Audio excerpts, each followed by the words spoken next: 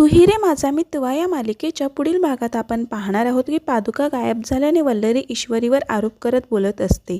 खरं सांग, पादुका कुठे आहेत? त्यावर लगेच राजेश नाटक करत बोलू लागतो.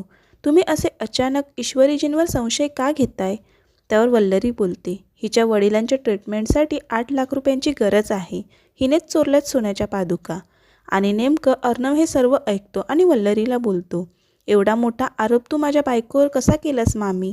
मला पूर्ण खात्री आहे माझी बायको असं काम कधीच करणार नाही.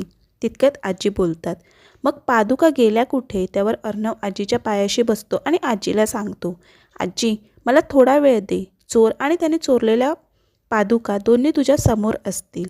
ईश्वरीही बोलते, आजी गुरुजी यायच्या आत पादुका इथे असतील. हे ऐकून राजेश खूप घाबरतो.